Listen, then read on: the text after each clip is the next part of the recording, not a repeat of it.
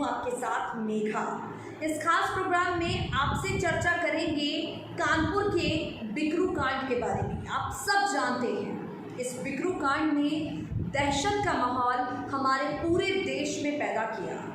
इस बिकरू कांड के बाद इस बात पर दरअसल वाकई में प्रकाश पड़ा है कि हमारे देश में जो अपराधी हैं उनके भीतर कानून का डर ही नहीं है। बिकरू कांड के बाद ये मामला प्रकाश में आया है कि किस तरह शासन और प्रशासन की मदद से ही एक विकास दुबे जैसा अपराधी बड़ा गैंगस्टर बनता है और उसके घर पर दबिश देने पहुंची पुलिस कर्मियों की टीम पर अपने गुंडों के साथ हमला कर देता है। ये कहानी है 2-3 जुलाई की रात की।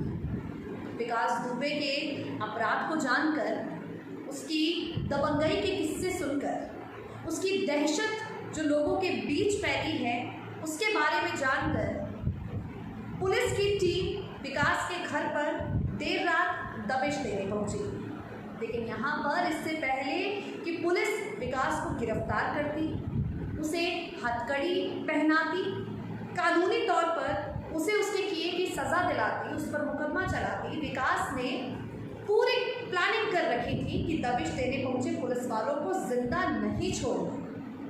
हैरानी होगी आपको जानकर, लेकिन 40 से 50 गुंडे उस एक बदमाश ने अपने घर के आसपास की छतों पर हथियारों के साथ इकट्ठा कर दिए।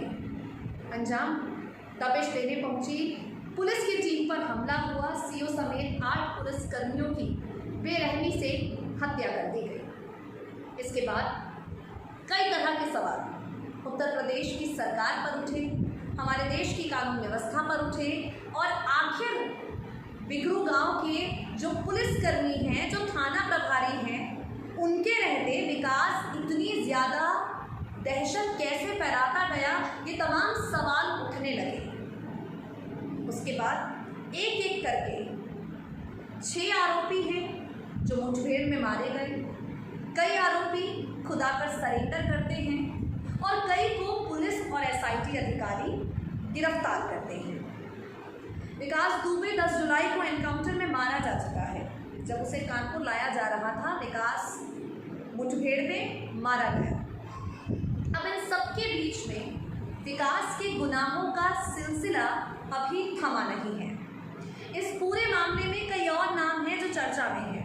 अमर दुबे, प्रभात मिश्रा, जय वाजपेयी, जय की पत्नी श्वेता, अमर की पत्नी खुशी, मनु, विकास दुबे की पत्नी ऋचा, विकास के बेटे और जय वाजपेयी की पत्नी श्वेता। ये कुछ ऐसे नाम हैं जो बिकरू कांड की जांच पड़ताल में सबसे ज़्यादा चर्चे बटोर रहे हैं। विकास ने न सिर्फ लोगों को मारा, न सिर्फ पैसों के दम पर, हथियारों के दम पर कानून को तोड़ा, बल्कि इन सबके साथ ही ये विकास दुबे बेनामी संपत्तियां अर्जित करता गया। ये विकास दुबे करोड़ों अरबों की संपत्ति का मालिक देखते ही देखते बन गया। विकास के मर जाने के बाद अगर बिकरू कांड के हालातों पर चर्चा करें तो गांव के लोग कह रहे हैं कि वो जिंदा है, उसका भूत आता है, यहाँ पर हमें किसी अनहोनी का अंदेशा देता है। और वहाँ दूसरी तरफ विकास दुबे के खिलाफ 5700 पेज की चार्जशीट तैयार की गई है। विकास दुबे ने किस तरह रेलवे की ज़मीन पर संपत्ति बनाई है, कैसे रेलवे की सरकारी ज़मीन को हड़पा है फर्जी कागजातों के बलबूते। एक रिपोर्ट हम आपके सामने पेश करेंगे और इस रिपोर्ट में आप विकास दुबे की इन्हीं अपराधों की एक छोटी सी झलक देख पाएंगे, जहां एक तरफ जय वाजपेयी और उससे जुड़े लोग अब विकास दुबे के गैंग के नए लीडर बनने वाले हैं। विकास दुबे के गैंग का मुखिया कौन होगा, ये सवाल उठ रहा है। इसे लेकर खबर आ रही है, पुलिस की चार्जशीट क्या कहती है, जय वाजपेयी के भाइयों पर कौन से मुकदमे अब यहाँ पर चलाए जाएंगे, और साथ ही जो रिपोर्ट हम आपके सामने पेश करेंगे उसमें आप जानेंगे रेलवे की ज़मीन पर विकास दुबे का कब्जा कैसे उत्तर प्रदेश सरकार की नींद उड़ा रहा है, कैसे अब सरकार सत्ते में आई है और इस अपराधी के खिलाफ लगातार जांच की मांग कर रही है। बेहद खास रिपोर्ट ज़रूर देखिए। विकास दुबे एनकाउंटर के 2 महीने से ज़्यादा वक्त बीत जाने के बाद भी कैसे खुलासों का सिलसिला थम नहीं रहा है, देखिए ज़रा। कुख्यात अपराधी विकास दुबे के एनकाउंटर के बाद विकास की 10 बीघा ज़मीन पर 3 लोगों ने कब्जा करके धान की रुपाई कर दी है। शिकायत के बाद तहसील प्रशासन हरकत में आया। एसडीएम बिल्हौर ने नायब तहसीलदार और शिवराजपुर थाने की पुलिस को ज़मीन पर कब्जा लेने का आदेश दिया। बिल्हौर तहसील के संकरवा गांव में विकास दुबे ने 17 फरवरी 2016 को उन्नाव निवासी शशिकांत से 24 बीघा ज़मीन का बैनामा करवाया। खसरा खतौनी में विकास दुबे का नाम दर्ज किया गया था। उसके मुठभेड़ में मारे जाने के बाद गांव के ही 3 लोगों ने इस 10 बीघा ज़मीन पर दावा करते हुए कब्जा कर लिया है। आपको बता दें, विकास दुबे अपने प्रभाव का इस्तेमाल करके विवादित ज़मीन खरीदकर कब्जा कर लेता। इस ज़मीन को लेकर विवाद सामने आ रहा है।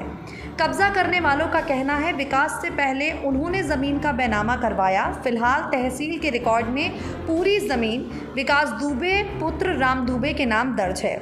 इस नाते कब्जा करने वाले 3 लोगों के दावे पूरी तरह से झूठे हैं। आपको बता दें, मीडिया रिपोर्ट्स में ये भी दावा किया जा रहा है कि ये ज़मीन दरअसल रेलवे की है। अब आते हैं विकास दुबे के एनकाउंटर के बाद गैंग के लीडर के बारे में। विकास दुबे के पंजीकृत गिरोह में जय वाजपेयी और उसके भाइयों को शामिल किया गया है। एनकाउंटर में मौत के बाद गिरोह से विकास दुबे का नाम हटाया गया और नए गैंग लीडर की तलाश की जा रही है। पुलिस रिकॉर्ड में D124 गिरोह विकास दुबे के नाम से पंजीकृत है। इसमें पूर्व में उसके 1 दर्जन गुंडों को शामिल किया गया है। बिकरू कांड के बाद इस गैंग चार्ट का रिव्यू किया गया। एनकाउंटर में मारे गए विकास दुबे और उसके 5 साथियों के नाम गिरोह से निकाल दिए गए। उनकी जगह अब तक गैंग चार्ट में 25 लोगों के नाम अंकित हो चुके हैं। पुलिस ने बिकरू कांड की विवेचना शुरू की तो जय वाजपेयी का नाम सामने आया। घटना वाले दिन विकास दुबे को हथियार, पैसा और उसके बाद भागने के लिए गाड़ियां जय ने ही उपलब्ध कराई थी। पुलिस ने इन्हीं सब की वजह से जय को गिरफ्तार कर जेल भेजा है। बाद में उसे और उसके भाइयों को गैंगस्टर एक्ट में नामजद किया।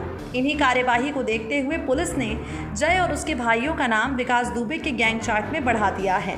एसपी ग्रामीण ब्रजेश श्रीवास्तव इस बारे में बताते हैं, विकास बिकरू कांड के बाद विकास के जिन गुर्गों को जेल भेजा गया उन्हीं का आपराधिक इतिहास फिर से रिव्यू किया गया है। ये देखा जा रहा है कि विकास दुबे के आपराधिक जीवन में कौन सबसे ज़्यादा उसके साथ रहा, घटनाओं में शामिल रहा। उसी के आधार पर उससे गिरोह का सरगना के तौर पर पंजीकृत कराया जाएगा। पुलिस ने जो मानक तय किए हैं उससे जेल भेजे गए विकास के खास गुर्गे जिलेदार को नए सरगना यानी नए लीडर के तौर पर पंजीकृत कराने की आशंका सबसे ज़्यादा है। पुलिस सूत्रों के मुताबिक जिलेदार विकास के साथ शुरू से जुड़ा हुआ है, वो उसके साथ कई घटनाओं में शामिल रहा। साथ ही विकास दुबे के नाम पर गिरोह पंजीकृत हुआ, उस समय भी जिलेदार का नाम उसमें शामिल रहा। विकास के गैंग चार्ट को रिव्यू किया जा रहा है, उसमें कुछ लोगों को शामिल किया गया है, ये कहना है DIG डॉक्टर प्रतिंदर सिंह का। SPN 9 न्यूज़ रूम की रिपोर्ट।